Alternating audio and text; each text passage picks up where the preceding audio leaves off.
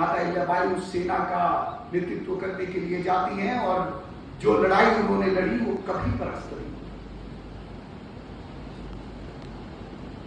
एक तरफ को सेना के बारे में, शासन के बारे में उनकी निपुणता, समाज की देखरेख करने की चिंता, महेश्वर में उन्होंने शासन करना प्रारंभ किया। जिस आज इंदौर महानगर को हम देखते हैं, उसके बनने का, उसके अंदर पूरे देश भर से कैसे व्यापार का केंद्र बने, इसकी व्यवस्था उन्होंने लगाई। जल की व्यवस्था कैसे आज की क्षिप्रा जी का जल आपको मिले, इसकी व्यवस्था उन्होंने लगाई। कैसा समाज को, नगर को खड़ा करना चाहिए, इसकी व्यवस्था खड़ी की। तो आज जो महानगर करके बड़ा दिखता है, उसके पीछे उनके कुशल संचालन, कुशल नेतृत्व क्या। मैं आपके बीच में पुण्य श्लोक अहिल्याबाई के विषय में चर्चा अवश्य करना चाहता हूं, स्मरण करवाना चाहता हूं, बताना चाहता हूं, क्योंकि ये उनके जयंती का 300वां वर्ष है। परंतु मेरे मन में उनके बारे में बताते बताते आपको थकाना नहीं है। आदरणीय मिश्रा सर ने बहुत सुंदर कहा कि कहा जाए उनके बारे में तो कई घंटे बीत जाएंगे, परंतु मैं आपके बीच में कुछ प्रश्न रख करके जाना चाहता हूं। आपके सामने दो बातें रखना चाहता हूं कि आप पलड़े में तौलिए और बताइए, आज अगर माता अहिल्याबाई आज के समय में शासन कर रही होती तो क्या पर्सनैलिटी होती और क्या उनका ग्लोबल इंपैक्ट होता। मैं उल्लेख करना चाहता हूं श्री मां बंडारू नायके का, जो श्रीलंका के अंदर प्रधानमंत्री बनी, राष्ट्रपति बनी, और आज के नए मॉडर्न युग में जिसको कहा जाता है कि पहली विमेन वर्ल्ड लीडर जो रही, जो देश का नेतृत्व की, उनका उल्लेख आता है। भारत में इंदिरा गांधी जी का नेतृत्व का उल्लेख आता है। यूके के अंदर मार्गरेट थैचर का उल्लेख आता है, जिसको थैचरवाद जिसके नाम से चला। एंजेला मर्केल का उल्लेख आता है, जो कुछ वर्षों तक जर्मनी की अध्यक्ष रही। जैसिंडा आर्डेन का आता है, जो न्यूजीलैंड की अध्यक्ष रही, न्यूजीलैंड की प्रधानमंत्री रही। ऐसे कितनों का उल्लेख कर लेंगे। बांग्लादेश के अंदर जिनको अपदस्थ किया गया, जहां पर पूरी की पूरी डीप स्टेट अमेरिका की लगी, वो शेख हसीना, उनका भी उल्लेख। कितने ही और वर्ल्ड लीडर की महिलाएं जिनका उल्लेख आता है, परंतु आप गहरे विचार करिए कि कितना बड़ा इंपैक्ट, कितना बड़ा प्रभाव माता अहिल्याबाई ने समाज के ऊपर छोड़ा। कई तत्व होते हैं जिनको यह पचता नहीं है और वो उसके ऊपर प्रश्न करना शुरू करते हैं। ऐसे ही एक तत्व का उल्लेख मैं आपके बीच में करना चाहता हूं। मैंने मोबाइल दूर रखा है, छोटा सा उल्लेख मेरे पास है। 9 मई 2021 को एक पत्र लिखा जाता है। यह पत्र है जो श्रीमान भूषण सिंह राजे होलकर वो लिखते हैं। आप में से कुछ लोगों को स्मरण आ रहा होगा तो मेरे साथ अवश्य जुड़िएगा। 9 मई को पत्र लिखते हैं और पत्र उस समय के महाराष्ट्र के मुख्यमंत्री श्रीमान उद्धव ठाकरे जी को लिखते हैं। वो उद्धव ठाकरे जी को पत्र लिख रहे हैं और पत्र का उल्लेख मैं आज आपके बीच में, इस कार्यक्रम के बीच में कर रहा हूं। पत्र इसलिए लिखते हैं कि एक लेख छपा है सामना के अंदर। सामना शिवसेना का, उस समय की शिवसेना का मुखपत्र है। यह अग्रलेख लिखने वाले महाशय हैं श्रीमान संजय राउत,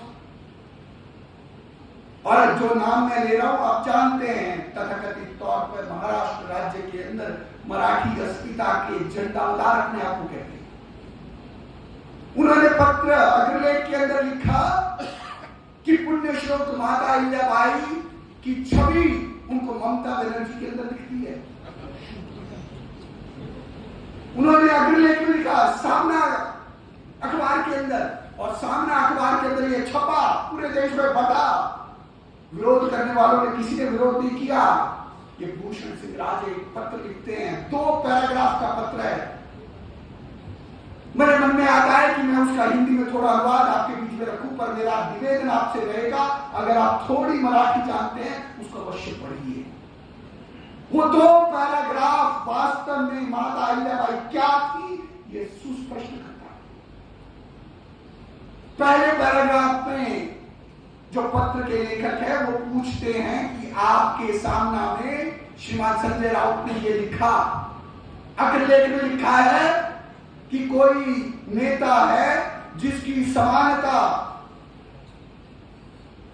वो माता अहिल्याबाई होलकर जी से कर रहे हैं, तो वो लिखते हैं समाज के लिए अपने जीवन की तिलांजलि लगा देने वाली, जिसने पूरे भारत खंड के अंदर समाज का, राष्ट्र का, धर्म की रक्षा की, उसके साथ किसी आज के नेता की बराबरी करने का जो अक्षम्य कार्य आपने किया है, आपके पत्र ने किया है, उसके लिए वो सुझाव देते हैं कि सबसे पहले वो व्यक्ति जो अपने समाज का, अपने ही प्रदेश के लोगों की हत्याएं करवाती है, उनको तंग करती है, पहले वो सही ढंग से माता अहिल्याबाई के बारे में पढ़े, उनके जीवन को अपने आचरण में लाए, समाज के लिए अपने आप को न्यौछावर कर दे, तब जाकर के आज का समाज देखेगा कि आपने उसको कितना अपने जीवन में उतारा है, तब यह राष्ट्र समाज तय करेगा कि आपका नाम उल्लेख किया जा सकता है या नहीं। मित्रों, अगर वास्तव में एक सच्ची श्रद्धांजलि माता अहिल्याबाई को दी जानी है, वो श्रद्धांजलि इसी कारण से हो सकती है कि उन्होंने जो कार्य किया है उसका अध्ययन हम करें, उसका मनन हम करें, केवल एक विचार एक क्षण के लिए करें कि कितनी दूरी, कितना क्षेत्र उन्होंने अपने सेवा कार्य, समाज कार्य के लिए किया था, और वो कालखंड कौन सा था। वो कालखंड वो था जो तथाकथित तौर पर मुगलों को ग्रेट बताने वाली हमारी टेक्स्ट बुक के वो सारे चेहरे राष्ट्र के अंदर, अलग अलग क्षेत्र के अंदर थे, वो गिरते जा रहा। मुगलों का साम्राज्य, उसके बीच में से मराठाओं की एक बहुत बड़े केंद्र के तौर पर होलकर साम्राज्य का, होलकर परिवार का एक नेतृत्व करने वाले व्यक्ति। अमेरिका के अंदर सन 1776 में जब उनका कॉन्स्टिट्यूशन लिखा गया, बिल ऑफ राइट्स लिखा गया, तो उसको लिखने वाले लोगों को उनका फाउंडिंग फादर कहा गया। फाउंडिंग फादर्स यानी उनको जन्म देने वाले पिता। भारत में ये शब्द नहीं है। वस्तुतः भारत में कॉन्स्टिट्यूशन लिखने वाले 270 के करीब करीब सभी व्यक्तियों में से 15 महिलाएं थी। वो 15 महिलाएं थी जिन्होंने कॉन्स्टिट्यूशन की डिबेट में हिस्सा लिया, उसकी चर्चाओं में भाग लिया, एक एक इंटरवेंशन की, और उस इंटरवेंशन के आधार पर भारत के कॉन्स्टिट्यूशन के अंदर वो एक नई दिशा मिलती। परंतु सही मायनों में अगर आप बात करेंगे, सन 1725 से सन 1795, जिस समय अमेरिका अपने लिए इंडिपेंडेंस का युद्ध लड़ रहा था ब्रिटिश सेनाओं के सामने, जिस समय उनकी कन्फेडरेसी थी जो वो लड़ा करती थी, उस कालखंड के अंदर देश के अंदर एक महिला थी जिसने पूरे देश को इकट्ठा करने का काम किया। लोग पूछते हैं ये देश एक कहां से है। लोग पूछते हैं आज अलग अलग भाषाएं बोली जाती हैं, यहाँ पर उड़िया बोली जाती है, या तमिल बोली जाती है, या कन्नड़ बोली जाती है, पंजाबी बोली जाती है, या असमिया बोली जाती है। ये तो अलग अलग भाषाओं का देश है, लोग कहते हैं। ऐसी आइडियोलॉजी वाले लाल झंडा उठा करके चलते हैं। एक और समूह है जो कहता है कि ये तो 1947 के बाद ही राज्य बना, देश बना, उससे पहले तो देश नहीं था। देश के एक प्रमुख सिने स्टार वो कहते हैं कि इट वाज ओनली ब्रिटिशर्स, जब उन्होंने पूरी रेलवे बनाई, टेलीफोन नेटवर्क बना, तभी इंडिया बना दिया, उससे पहले तो नहीं था। तो एक अन्य अभिनेत्री सुश्री कंगना रनौत कहती है कि अगर अंग्रेजों ने इंडिया बनाया, भारत बनाया, तो महाभारत क्या था? और मैं पूछना चाहता हूं कि अगर अंग्रेजों ने बनाया तो माता अहिल्याबाई ने आ से टू हिमाचलम जो यह कार्य किया, वो क्यों किया?